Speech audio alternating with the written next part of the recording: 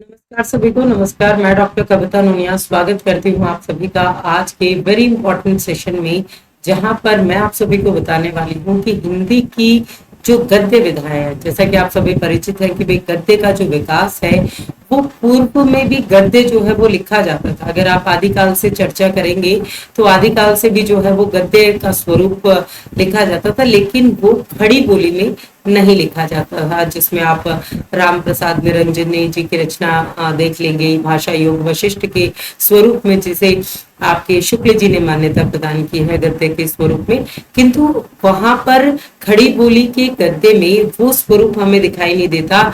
जब भारतेंदु युग से आधुनिक काल में आकर के जिस गद्य साहित्य की जो स्वरूप हमें नजर आता है, जिसमें विभिन्न विधाएं हमें देखने को मिलती हैं, चाहे वो नाटक हो, चाहे वो कहानी हो, चाहे उपन्यास हो, चाहे रेखा चित्र हो, चाहे संस्मरण हो, चाहे आप सभी के डायरी लेखन की विधा हो, या यात्रा वृतांत हो, आलोचना साहित्य हो, आपका आत्मकथा हो, जीवनी हो, इन सभी स्वरूपों का वर्णन हमें आधुनिक काल में मिलता है।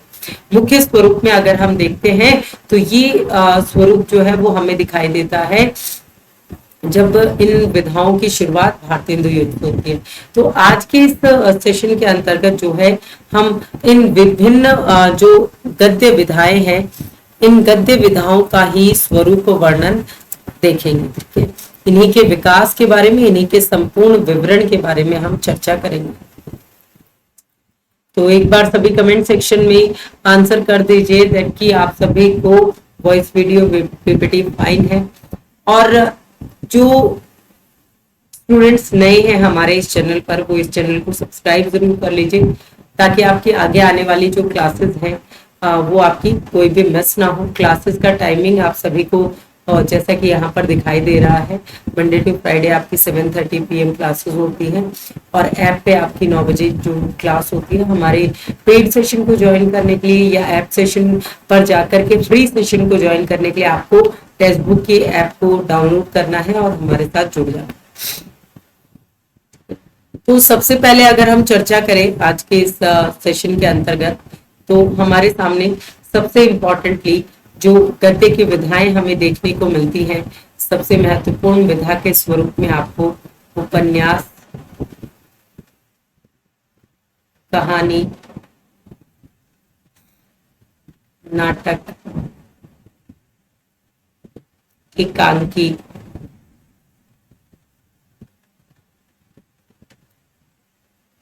निबंध,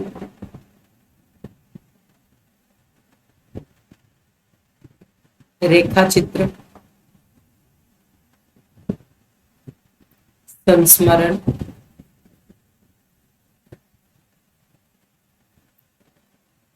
आत्मकथा, जीवनी, यात्रा वृतांत,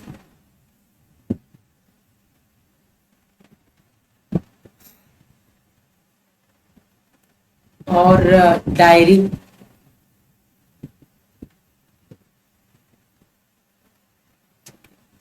जिस विधा के स्वरूप में ये आता है आपका। उसके अतिरिक्त आप देखेंगे तो रिपोर्टाज आ जाएगा आपका,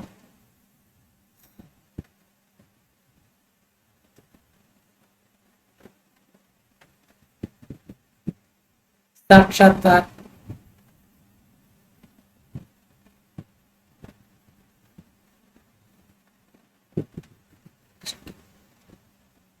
फीचर,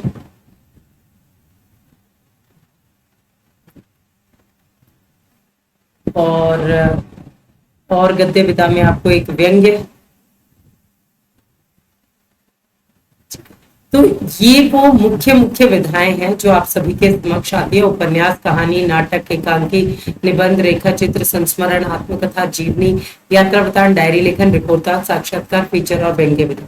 ठीक है, आदि एटसेट्रा में हम इनको, क्योंकि जैसे पत्र लेखन आ गया आपका, इसी के स्वरूप में आप देखेंगे। आलोचना विधा को भी आप इसमें इंक्लूड कर सकते हैं। ठीक है, तो पत्र साहित्य जो है वो भी इसके अंतर्गत आपका आ जाएगा। पत्र साहित्य कर दीजिए।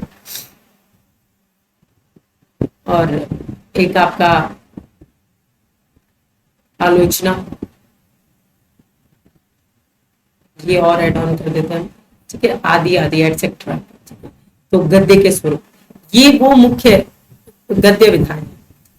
अब अगर हम बात करें कि भाई इनकी जो महत्ता है वो आधुनिक हिंदी साहित्य में दिन ब दिन बढ़ती जा रही, क्योंकि गद्य जो होता है वो विचार प्रधान है और हमारे साहित्य की बहुमुखी उन्नति करने में गद्य का बहुत योगदान है। अगर हम बात करें नाटक की, सबसे पहले उपन्यास की बात करें।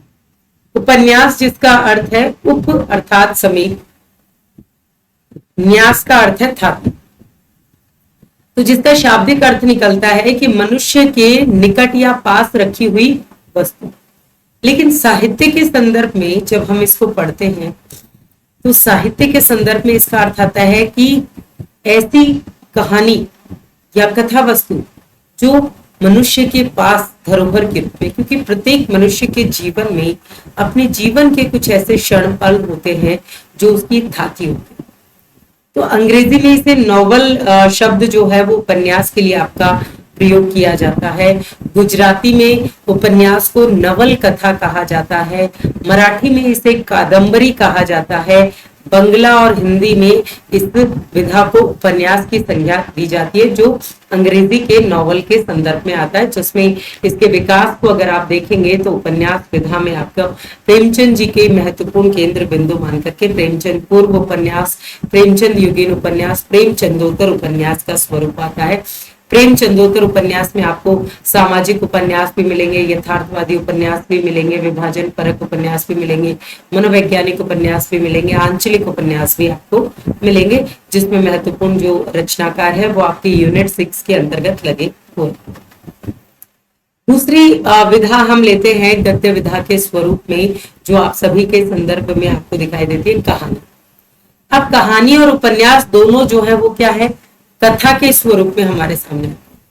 बाणभट्ट ने कहा था कि कहानी एक तरह से बातचीत का सिलसिला है, जैसे नव दंपति के बीच में, और प्रेमचंद जी ने इसे गल्प कथा के नाम से पुकारा।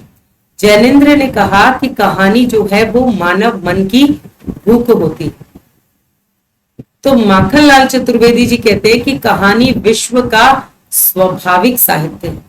स्वाभाविक साहित्य से तात्पर्य क्या है, क्योंकि कहानी जो है वो पहले से चली आ रही, नन्हे से छोटे से बच्चे को माँ गोद में लेकर के जिस वस्तु को पहले समझा पाती है वो होती है कहानी।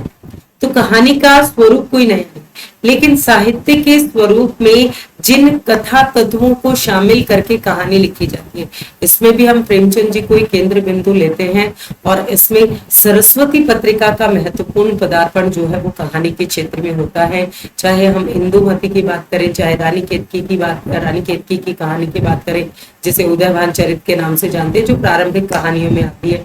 11 वर्ष का समय आपका शुक्ल जी की कहानी, पंडित और पंडितानी कहानी ले लीजिए, माधवराव स्प्रे जी की जो एक टोकरी भर मिट्टी, जिसे आधुनिक शोध के अनुरूप जो है पहली कहानी माना है, ठीक है। तो ये होती है आपकी कहानी के विधा के स्वरूप में, जिसमें प्रेमचंद जी ने अपना महत्वपूर्ण योगदान जो है वो दिया। तीसरी विधा जो आप सभी के समक्ष आपको दिखाई देती है वो है नाटक। अब होता तो क्या है कि नाटक में भी होती तो कथा ही है, तो नाटक लेकिन क्या है, जीवन की अनुकृति को व्यक्त करता है। इसमें जो कथा होती है उसे सजीव पात्रों के माध्यम से रंगमंच पर प्रदर्शित किया जाता है। इसमें संवाद और अभिनय का बहुत बड़ा योगदान होता है। तो नाटक जीवन की सांकेतिक नहीं बल्कि सजीव प्रतिनिधि रचना के रूप में हमारे सामने आता है।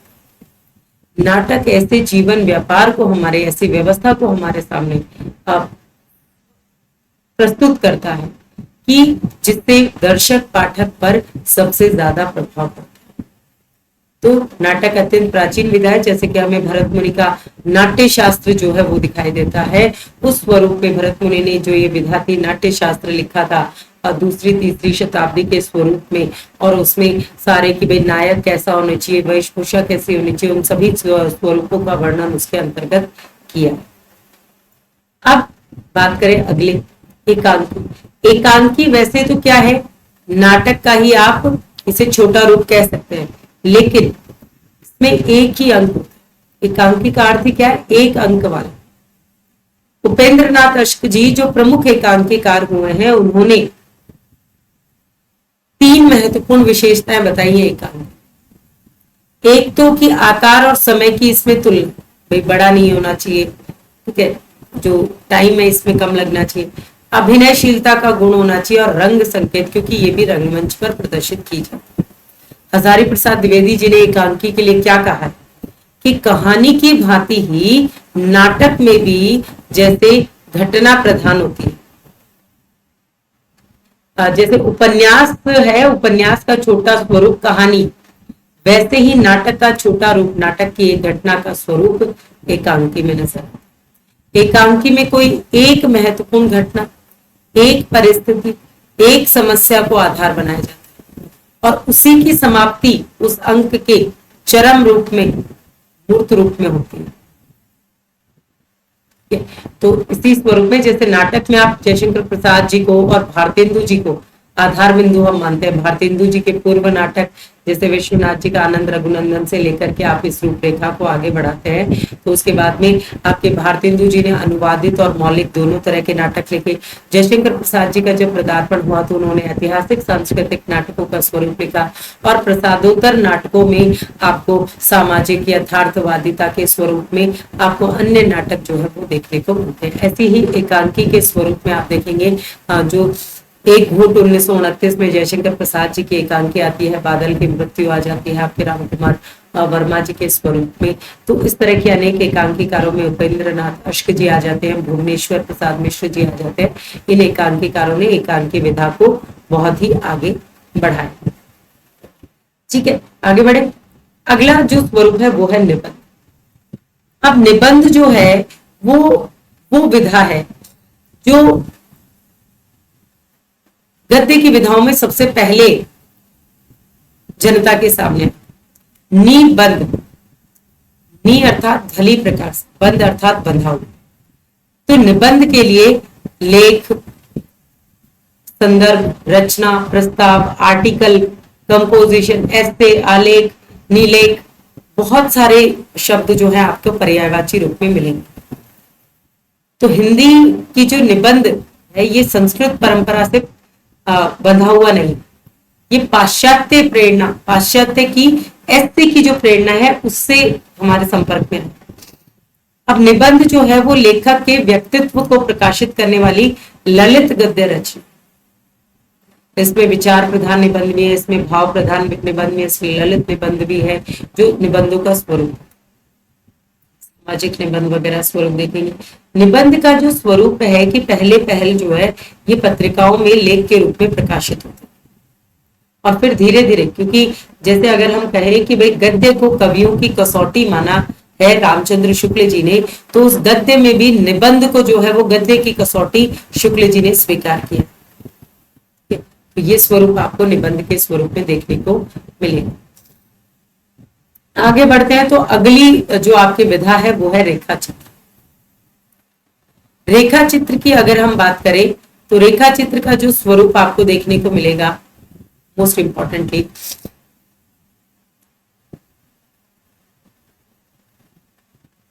संस्मरण और रेखा चित्र को साथ लेके चलते हैं, क्योंकि संस्मरण और रेखा चित्र का बड़ा ही घनिष्ठ संबंध। हम कह नहीं सकते कि एक की सीमा जो है वो दूसरी में कहां जा मिलती है। यही जो मिश्रण है वो हमें महादेवी वर्मा की रचनाओं में मिलता है, इसलिए उनके रेखा चित्र और संस्मरणों को अलग नहीं किया जा सकता, इसलिए उसको हम संस्मरणात्मक रेखा चित्र कहते हैं। क्योंकि महादेवी वर्मा का जो गद्य लेखन है उसमें रेखा चित्र और संस्मरण एक हो जाता है। रेखा चित्र जो होते हैं उसमें मुख्य रूप से अतीत की अनिवार्यता रहती है, या शब्दों का ऐसा चित्र हमारे समक्ष प्रस्तुत कर देना जो क्या करे, जो हमारे सामने जो है वो एक चित्र, रेखाओं का चित्र हुआ। तो रेखा चित्र में ये एक डिफरेंस जरूर है कि रेखा चित्र जो होता है उसमें अतीत की अनिवार्यता होती है, और जो संस्मरण होता है, संस्मरण भली प्रकार से स्मरण किया हो। संस्मरण जो होता है उसमें लेखक के निजी संबंध, निजी अनुभवों को आधार बनाया जाता है। रेखा चित्र में ऐसे निजी संबंध, निजी अनुभवों का आधार जरूरी नहीं है। तो ये एक डिफरेंस जो है जिसके माध्यम से संस्मरण और रेखा चित्र दोनों को अलग किया जाता है कि रेखा चित्र में अतीत की अनिवार्यता होती है। जैसे आप राम वृक्ष बेनीपुरी जी का देखेंगे, जो रेखा चित्र है बहुत ही महत्वपूर्ण, माटी की मूर्ति जिसमें 12 रेखा चित्र दिए गए हैं। जो राम वृक्ष पुरी जो है आपके बेनीपुरी जी, उनके जीवन के अतीत से ताल्लुक रखते थे। 1946 में आता है और उसमें 12 रेखा चित्र। वैसे ही जब आप संस्मरण की बात करते हैं तो उसमें निजी संबंध होते हैं, संस्मरण में निजी संबंध होते हैं, निजी अनुभव होते हैं, उनको आधार बना करके लिखा उसे जाता है। ठीक है, समझ में आया? फिर बात करें, जैसे रेखा चित्र और संस्मरण एक दूसरे से जुड़े हुए हैं, वैसे ही आत्मकथा और जीवनी एक दूसरे से जुड़े हुए हैं। अब आत्मकथा और जीवनी का जो स्वरूप है वो कैसे होता है कि आत्मकथा, आत्म मतलब अपनी, अपनी कहानी कहना, अपनी कहानी से तात्पर्य अपने जीवन की कहानी कहना, अपने जीवन के संघर्ष, अपने जीवन की मधुर बातें, अपने जीवन के उतार चढ़ाव, जो उपलब्धियां, उनके स्वरूप को वर्णित करना। जैसे साहित्य में आपके सिलेबस में भी जैसे है हरिवंश राय बच्चन जी की आत्मकथा, जो 4 भागों में लिखी हुई है। पहला, क्या भूलूं क्या याद करूं, बस तेरे से दूर, नेड़ का निर्माण, फिर और 10 द्वार से 100 पाना। तो 4 पड़ावों में ये आती है, जिसमें जिसके लिए कहा गया है कि भाई इतनी बेबाकी से जो आत्मकथा है वो और कोई नहीं लिखी गई, ये स्वरूप। लेकिन जीवनी तो आत्मकथा लेखक खुद ही लिखता है और अपने ही जीवन के बारे में लिखता है, लेकिन जीवनी में 2 लोग होते हैं, जिसके बारे में लिखी जा रही है और जो लिख रहा है। जैसे आवारा मसीहा की बात करें, जो विष्णु प्रभाकर ने लिखी और शरद चंद्र चट्टोपाध्याय जी के जीवन को केंद्र में करके लिखी। उसके बाद में तो इसलिए आत्मकथा खुद के ही जीवन की बात करता है, जीवनी दूसरे के जीवन की बात करता है। इसलिए आत्मकथा अधूरी हो जाती है और जीवनी जो है वो पूर्ण होती है। लेकिन जीवनी का जो स्वरूप होता है, क्योंकि आत्मकथा में जीवन के अंतिम पड़ाव का स्वरूप हम नहीं लेते, और जीवनी जो होती है वो पूर्ण विधा के स्वरूप में होती है, लेकिन इसमें कुछ कल्पना का भी सामंजस्य आपको देखने को मिल सकता है। यात्रा वृतांत की बात करें कि भाई यात्रा तो आप और हम सब लोग यात्राएं करते हैं, लेकिन जब कोई साहित्यकार यात्रा करता है, पहले के समय में यात्रा वृतांत ज्यादा लिखे जाते हैं। जैसे आप देखेंगे पाश्चात्य विद्वानों में हेन सांग है, इब्न बतूता है, अलबरूनी है, फाइयान है, ठीक है, ये सब लोगों ने यात्रा वृतांत लिखे। तो यात्री को हम यायावर भी कहते हैं, घुमक्कड़ भी कहते हैं, इसे बंजारा भी आप कह सकते हैं। लेकिन साहित्य की दृष्टि से यात्रा वृतांत की यायावर, अरे यायावर रहेगा याद आगे जी का, एक बूंद सहसा उछली, तो अरे यायावर रहेगा याद में उनकी भारतीय यात्राओं का वर्णन, एक बूंद सहसा उछली विदेशी यात्राओं का वर्णन। राहुल सांकृत्यायन जी के मेरी तिब्बत यात्रा, ठीक है, रूस जापान की जो भी उन्होंने यात्राएं की, उसमें उन्होंने प्रभाव, वहां के प्रभाव, प्रतिक्रियाएं, संवेदनाएं, वहां के रीति रिवाज, वहां के स्वरूप को जो है वो व्याख्यायित किया। तो यात्रा वृतांत के साथ में जब पाठक उस यात्रा वृतांत को पढ़ता है तो वो जैसे उसके साथ ही उस जगह की यात्रा करके आ जाता है। अब आजकल के समय में तो आपका गूगल मैप और सब कुछ जानकारी एक क्लिक पर है, पहले के समय में ये यात्रा वृतांत हमें उस जगह के बारे में बताता है, ठीक है। तो ये हो गया आपका यात्रा। अगर हम बात करें डायरी, तो डायरी जो होती है वो साहित्यकार के या व्यक्ति के दिन प्रतिदिन के अनुभव, दिन प्रतिदिन के विचारों को जब लेखनीबद्ध किया जाता है, इसमें बहुत इंपॉर्टेंट दिन प्रतिदिन मतलब डे बाय डे, और तिथिवार अंकन होता है, डेट वाइज। तो जब साहित्यकार या व्यक्ति जो है अपने दिन प्रतिदिन के अनुभवों को, दिन प्रतिदिन के विचारों को तिथिवार लेखनीबद्ध करता है, तो वो डायरी विधाता है। क्योंकि डायरी में दिन प्रतिदिन के जो निरीक्षण है, अनुभव है, उन कार्यों का ब्यौरा दिया जाता है। इसमें निजी विचार, निजी भावनाएं, निजी प्रतिक्रियाएं, इन सब की प्रधानता रहती है। तो डायरी में निजीपन, अपनापन होता है। कभी आपने देखा होगा कि तुमने मेरी डायरी को क्यों हाथ लगा, क्योंकि उसमें निजीपन है, अपनापन है। इसलिए उसमें व्यक्ति जो है या साहित्यकार के उसकी खुद की पर्सनैलिटी, खुद के व्यक्तित्व की झलक जो है आपको डायरी में दिखाई देती। ठीक है, समझ में आया सभी को? चलिए, अब अगर हम बात करें तो अगला स्वरूप है आपका रिपोर्टाज। रिपोर्टाज क्या है? रिपोर्टाज जो है ये फ्रांसीसी भाषा का शब्द, फ्रांसीसी भाषा से हमारे सामने, और गद्य की नवीनतम विधाओं में से एक, जिस रचना में जो वर्ण विषय का आंखों देखा और कानों सुना ऐसा विवरण प्रस्तुत किया जाए जो पाठक के हृदय के तार झनकृत कर वो उसे कभी भूल ही ना पाए, उसे रिपोर्टाज। क्योंकि रिपोर्टाज जो शब्द है वो रिपोर्ट से तो बना है, लेकिन रिपोर्ट नहीं है, क्योंकि रिपोर्ट में केवल फैक्ट्स होते हैं, यथा तथ्य विवरण होता है। जो आप देखेंगे जो समाचार वगैरह आपके सामने आते हैं तो वहां पर कि हम आपके सामने डायरेक्ट जो है सीधा सीधा इस जगह से लाइव रिपोर्ट प्रस्तुत कर रहे हैं, तो रिपोर्ट में फैक्ट होते हैं, यथा तथ्य वर्णन होता है। लेकिन रिपोर्टाज में उसको कलात्मक ढंग से, जब आप उसमें देखेंगे पत्र साहित्य के अंतर्गत पत्रकारिता में जो कथा के माध्यम से आपको बात बताई जाती है, तो वो जब कलात्मक ढंग से बताई जाती है, भावपूर्ण तरीके से बताई जाती है, तो वो कथ्य हमें प्रभावित करते हैं। ये जो रिपोर्टाज विधा है इसका जन्म हुआ था द्वितीय विश्व युद्ध के समय, और हिंदी में रिपोर्टाज लेखन की शुरुआत आपको शिवदान सिंह चौहान के लक्ष्मीपुरा रिपोर्टाज से मिलेगी। ठीक है, ये वर्णन होता है।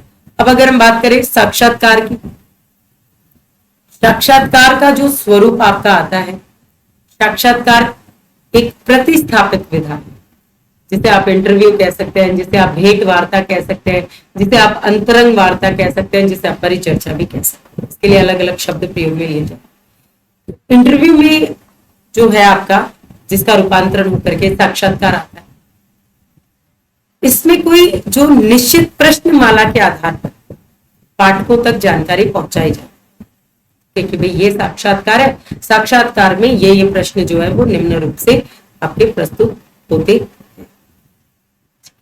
ये वर्णन आज बता। अब अगर हम बात करें जो फीचर विधा है, फीचर विधा जिसके लिए आपको गद्य का स्वरूप देखने को मिलेगा, जिसमें अलग अलग स्वरूपों का वर्णन आपको दिखाई देगा, जो साहित्य के लिए पटकथा लेखन के रूप में लिखी जाती है। फीचर फिल्म जिसे आप कह देते हैं ना, तो वो फिल्माई जाती है फिर उस फीचर।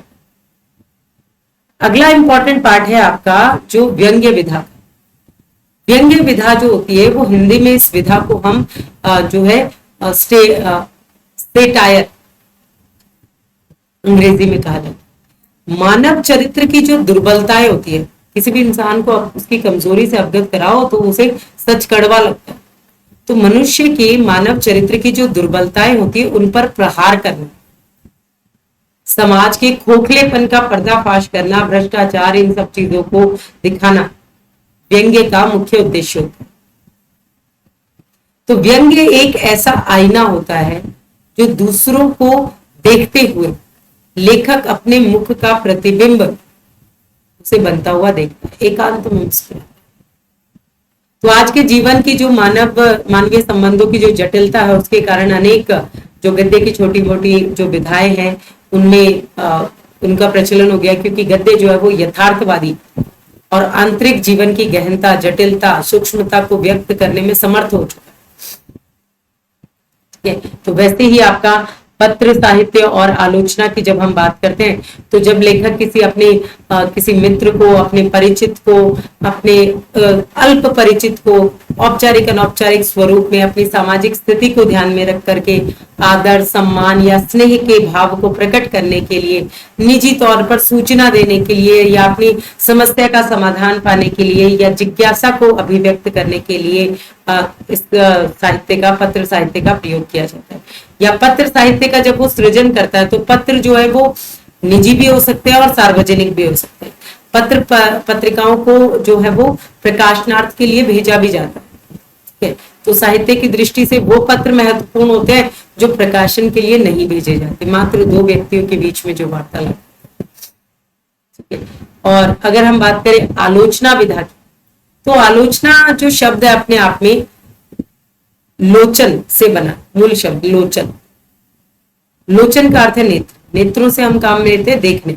तो किसी भी वस्तु को भली प्रकार देखना, कोई भी चीज आप बाजार से लाते हैं, कुछ करते हैं तो अच्छे से देखभाल के लेते हैं। तो भली प्रकार से भाई ये कितने दिन चलेगा, इसका रंग तो नहीं जाएगा, कोई कपड़ा खरीद रहे तो भली प्रकार से देखने से किसी वस्तु के गुण दोष जब प्रकट होते हैं तो उसका स्वरूप आता है। अब आलोचना जो है वो आपको केवल और केवल निंदा के अर्थ में ले जाता है, लेकिन ये सही नहीं। इसलिए आधुनिक स्वरूप में उसके लिए समीक्षा शब्द जो है वो प्रचलित, जो इसके आलोचना के लगभग समान है। तो हिंदी में आलोचना अंग्रेजी के क्रिटिसिज्म शब्द का पर्यायवाची बनता है, और ये समीक्षा पद्धति नई समीक्षा तक आगे बढ़ती है। हिंदी आलोचना में आप रामचंद्र शुक्ल जी महत्वपूर्ण आलोचक आपके देखने को मिलेंगे।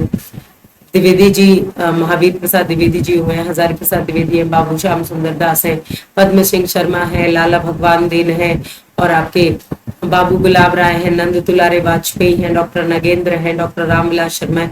हिंदी में महत्वपूर्ण आलोचकों की ये श्रृंखला रही है जिन्होंने आलोचना विधा को उसके चरम तक पहुंचाया है। ठीक है। तो आलोचना के बाद में आपका इसी के संदर्भ में आपका समीक्षा प्रयोग किया जाता है। समीक्षा से आपका नई समीक्षा तक जो है ये आगे बढ़ता है। इस तरह से जब आप देखेंगे कि ये जो गद्य विधाएं हैं इनका उत्तरोत्तर विकास हुआ, और ये विकास जैसे जैसे बढ़ता है वैसे वैसे ही आप लोगों को क्या होती है भाई, ये परेशानी होती है कि मैम इतनी सारी गद्य विधाएं हैं, इनकी रचनाओं को हम कैसे याद करें, इनके स्वरूपों को हम कैसे याद करें। तो ये आपको संक्षिप्त जो स्वरूप है वो प्रश्न रूप में मैंने समझाया। ठीक है। आशा है कि आप सबको समझ में आ गया होगा। ठीक है, आ गया ना? आया है नहीं आया, सभी कमेंट सेक्शन में बताइए। किसी का कोई भी क्वेश्चन हो तो आप यहाँ पर पूछ सकते हैं मुझसे, इससे रिलेटेड आपका जो भी क्वेश्चन हो आप यहाँ पर पूछ सकते हैं। अदरवाइज फिर मैं आपको प्रश्न देती हूँ गद्य की विधा से संबंधित।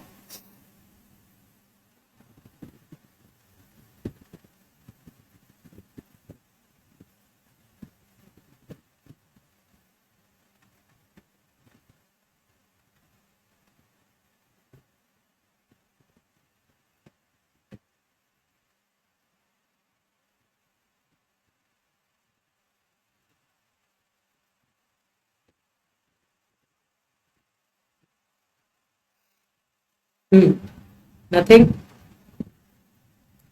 चलिए तो हम बढ़ते हैं आज के होमवर्क क्वेश्चन की ओर जो आप सभी के लिए है।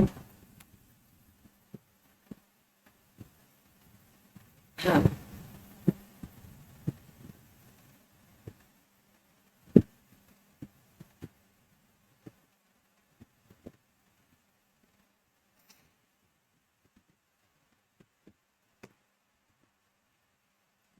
तो आपको बताना है जो आज का होमवर्क क्वेश्चन आप सभी को देने जा रही हूँ।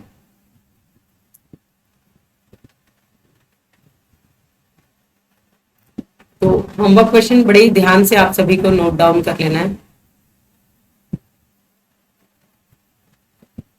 बहुत अच्छा प्रश्न है,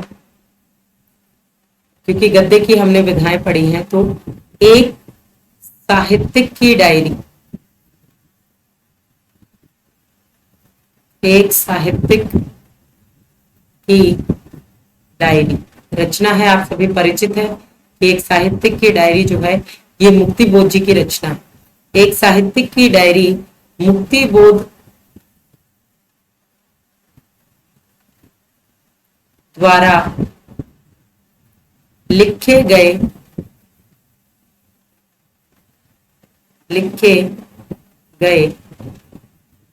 यहाँ डैश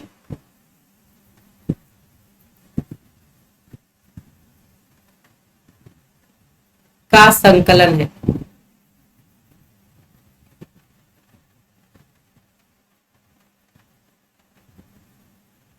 ठीक है, लिखे गए, पहला ऑप्शन विचारों का संकलन है। दूसरा ऑप्शन कविताओं का संकलन है। तीसरा ऑप्शन स्तंभों का सिलेक्शन है, स्तंभों का संकलन है। चौथा आलोचनाओं का संकलन है।